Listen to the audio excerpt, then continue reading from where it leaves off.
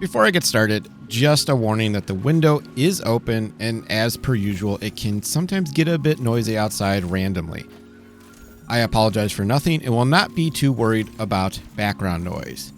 Anyway, Grandmaster Nightfall season is nearly upon us again, and with the return of the first GM I ever attempted, Devil's Lair, I felt like now would be a great time to take a step back and reminisce on that experience, plus my experience with GMs since then. Much has changed for me since that fateful day, nearly all of it for the better. I'm not going to get too much into the whole debate on champions and artificial difficulty, as I really don't have much of an issue with that, but rather focus on that initial experience, how I grew as a player because of it, and where it's led me to since. For some backstory, I was primarily a solo player for most of the first 2 years of playing this game.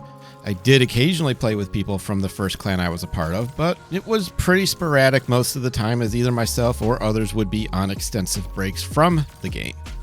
In the summer of 2021, though, I decided to take a look around and see if I could find an active, friendly community to game with, so I started lurking in a few streams. Most were nice enough, but the fit just wasn't there, and I continued to search until I stumbled upon All-Time Brianna and her community. What stood out to me from the moment I said hi in chat was not just how engaging in conversation she was, but how many different people in the chat greeted me. I felt welcomed in almost immediately, which led me to hang around for a bit. It wasn't long before I followed, subbed, and joined the Discord, where I was met with the same friendliness and banter. It was during a community night called Drinksney that sparked the first real moment of camaraderie with members of the community, as I was blessed to join B and Main Pain in Pit of Heresy, then B and Flip the Giant in Shattered Throat. This last part is worth remembering a few months later. I don't remember if I participated in any more of the Drinksney events after that, but in mid-January, Mr. Flip messaged me on Discord for the first time. Initially, it was to do a raid, which ultimately led to my first Vault of Glass completion. But then at the end of January, he invited me to my first attempt at a Grandmaster Nightfall. I had always been intrigued by the idea of doing one, but never had a team willing to run them. My previous group had no interest in doing them, at least as far as I could tell, so getting an opportunity to do it was pretty exciting for me. Funny enough, I had never even attempted a Master Nightfall at this point, and had only done a few Legend difficulties. In fact, it would be several months before I'd do a Master level Nightfall. To say this was going to be a new experience was an understatement, but it would lead to one of the most entertaining experiences I'd ever have in any video game. It was the beginning of what we now call the Trifecta of Chaos, as I was teamed up with Flip and Follow Me I'm Faded, and boy, did we ever live up to that name in due time. I had no idea what I was getting myself into when I booted up, but quickly learned that the GM that week was Devil's Lair, which was considered one of the more manageable GMs of the season. Difficult still, yes, but not nearly as bad as some of the other offerings during that season, which was season 15 for those keeping score. This was a brand new experience for me, but I felt pretty confident that I was ready to try. I went in with a mindset that we may fail a few times as I figured out what was going on, which made the first couple of attempts easier to stomach. Long story short, we did indeed have a couple of failures. I don't remember the first one, but I do know our second attempt was a failure, partly because Flip was disconnected from the game in the infamous security room during the heaviest ad section of the GM. Faded died during that point as well, and I was staring at what would ultimately become a familiar sight for me, Last Guardian Standing. Our third attempt, though, golden. At this point, I had started to get a feel for what was happening and was getting pretty acclimated to the GM. While I still didn't know spawns and such, I had a pretty good idea of what was coming and how to stay alive. I also earned my nickname, Davey Clutch, during these early attempts, as I often found myself alone, facing hordes of enemies, including multiple champions, of which I'd have to fight through to revive my teammates and keep things going. And I often did. Honestly, those moments made me so much better as a solo gamer. I learned how to stay alive in very difficult situations and how to manage situations that escalated quickly. It made me more confident in my abilities and helped me just deal with whatever was thrown my way in this game. To this day, these moments don't really faze me because I had to learn to deal with them very early on. And more often than not, I just end up sighing and saying, here we go again, when Flip and Faded end up in precarious situations. Guardian Down has become one of the most familiar noises I hear in a GM. I thoroughly enjoyed the experience though, and it wasn't long before I was essentially farming this particular GM. In fact, I ended up clearing it 11 times out of 14 tries, including the last 9 straight before the GM changed to a different one. Much of this was just us as a team developing a very strong synergy very quickly, something that has only gotten better with each subsequent season since. In fact, it's to the point now that we often don't even need to say what we're going to do. We just know each other that well and expect it. After that, it was on to Lake of Shadows, although that one caused us a few fits early on as we were using Aeons to generate heavy ammo with finishers, and there just happened to be a finisher bug in the game that led to champions not always dying like expected.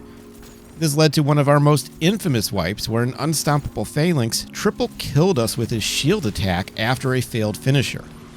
I eventually learned to look for the text on screen confirming the champion was dead, and if I didn't see it, immediately back off and wait for things to reset, as in that initial moment, the person attempting to do the finisher wouldn't be able to see the champion. As you can imagine, it was a great time. Great time indeed. We'd also attempted Proving Grounds a few times, as well as one attempt at Hollowed Lair, all of which ended in failures. In Proving Grounds, we couldn't get past the tank room, which was a stopping point for a lot of teams. And in Hollowed Lair, we made it to the boss room, but got zapped pretty quickly by the main boss. I just wasn't quite ready for the uptick in difficulty, at least not yet. As seasons went on, I'd spend more and more time doing GMs with this group, and with a few other people along the way. In Season 16, we cleared 5 of the 6 GMs, with Lightblade, the most difficult GM of that season, being the only stain in our record. This allowed Faded and I to achieve the Conqueror title, but left Flip one clear short of gilding his title. The improvements were noticeable though. We struggled with Fallen Saber more than we should have, cleared Birthplace of the Vile with relative ease, farmed the Scarlet Keep and Arms Dealer, and got the one clear of the Glassway that we were after, although it was as cowardly a clear as I've ever had. I literally sat in a cubby for about an hour plinking away at the boss with a barrier scout, while a Wyvern and an Overload Minotaur circled below me, nearly killing me multiple times. But we got the job done, and that's the main thing that matters, right? Right. Faded would later use that same tactic when he ran the GM with Flip and B in an attempt to help her get Conqueror that season. Season 17, though, led to even more success, partly because that season's offerings were especially easy, but also because as time went on, the Trifecta of Chaos had really become a well-oiled machine that only really faltered when we screwed around a bit too much, like in Warden of Nothing when trying to push champions onto the tracks. Beyond that, we were efficient and mostly cruised with only a few hiccups. We cleared all 6 GMs last season to guild Conqueror across the board, plus helped several other friends either earn Conqueror, guild it, or get close enough to where this season they should be able to get it done. Last season was also a little bit easier because of Classy Restoration, but the reality of it is that after a while, we as a group personally stopped using it because we didn't want to rely on it too much. All in all, I went from 17 clears on 33 attempts in Season 15, to 19 clears on 52 attempts in Season 16, to 82 clears on 117 attempts in Season 17, giving me a grand total of 118 clears in 202 attempts. Not great numbers, but considering that a little over 8 months earlier as of this recording, I hadn't even attempted a GM, I'll take it. Which leads me to my thoughts on both Devil's Lair and GMs as a whole. Devil's Lair is going to be very interesting to me to revisit, as I am such a different player now than I was back then. When I first started doing these, I was a Well of Radiance Warlock Crutch, whereas today I'm capable of running all 3 classes in pretty much all of the subclasses. I definitely now prefer Stasis Warlock at this point, but I've rotated in Void, Solar, and even a little bit of Arc. With Hunters, I've mostly stuck with Void because Invis is too good, but I'm curious to give Arc a try this season with Liar's Handshake or Assassin's Cowl. Plus, I did give Solar Hunter some run last season, without Classy Restoration, by the way, and had pretty decent success. My survivability as a Hunter is actually pretty strong these days. As for Titans, Solar and Void are both still really good, and despite the Laurel-Lee nerf, it's still a very viable option, although I tend to run Synthos when I am using my Titan. And I definitely have intentions on getting more than a few Titan clears in this season as well. The whole thing for me of late has been to challenge myself to not just be able to use one thing, but to be able to play as multiple characters in multiple subclasses. But the first time I did Devil's Lair, though, I was very green and didn't quite know what was going on. Now I'm much more seasoned, and I play a little bit more aggressively as a result. Although I'm still fairly passive compared to Faded and Flip, who like to play real aggressive. But they know that they can do that because even if they both die, there's a pretty strong chance I'll be able to keep things going, and that confidence in me is invigorating. It gives everybody a chance to kind of just do what they do best. Devil's Lair was a lot of fun back then. I can only imagine it'll be even more fun this time around with the experience I now have. The enemy density is great in that strike as it is, and in the GM it's even more intense. The boss room is an absolute chaotic joy of a mess. I cannot wait to throw stasis turrets all over the place and see what happens, even if they do mess with overload champions quite a bit. As for GMs as a whole, I enjoy them. Sure, there have been frustrations, and sure there are conversations to be had about champion mods, match game, and other artificial difficulty methods, but by and large, I don't have much of an issue with anything aside from match game feeling kind of bad. Champions don't bother me, especially since Bungie is clearly trying to give us more and better options to deal with them, especially after the overload auto SMG fiasco from a couple seasons back. I don't even mind the elemental burns, as it's another factor that forces you to think before you do certain things. Positioning is important. I could live without match game though. It kind of feels crappy to have a void elemental burn and then run into a bunch of solar and or arc shields, thus negating some of the advantages of the burn. So I think Bungie could tone that down just a bit and still keep things relatively difficult, although they have added adaptive munitions to the fold, probably as a way to alleviate that. Elemental burns? Sure.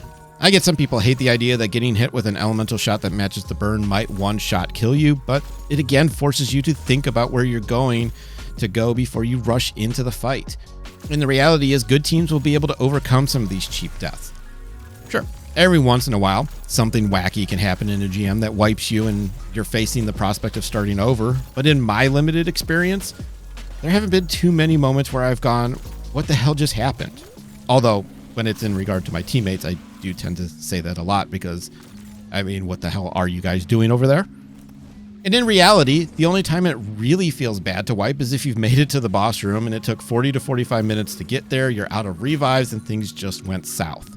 This was the case with a few of our attempts at the Corrupted last season, although after that struggle bus, we ended up getting it together and put together a string of 11 straight clears.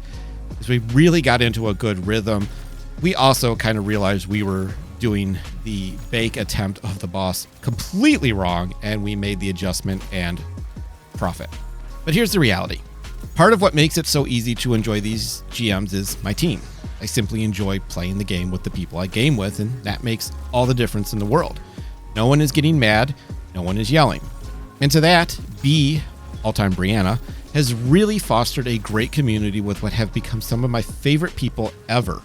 And I genuinely appreciate the opportunity to do these kinds of activities on a fairly regular basis. I honestly think good team composition is a big part of the experience and success, and I am fortunate enough to have it. It's to the point to where we've often just been doing silly things for the memes and not taking it all that seriously, and still getting the completion, and I'm grateful for that. It really makes a big difference. I look forward to running Devil's Lair again with the experience that I now have, as well as gilding Conqueror for a second time, this time with a much more challenging slate of GMs on the agenda, including some of the hardest GMs in the game, period. Seriously, this season is a rough one. This is why I said last season, try to get Conqueror done if you can. Getting to revisit the GM that started, well, all of my favorite gaming moments, if we're really being honest, is going to be really, really special. That's really all I have for this video. What was your first experience in a Grandmaster? How do you feel about them? I know that it's a hot take to really like them because a lot of people are burned out on them, but I truly do enjoy them. So I'm curious, what do you think? In any case, hope you enjoyed this video, and I will see you in the next one. Happy farming.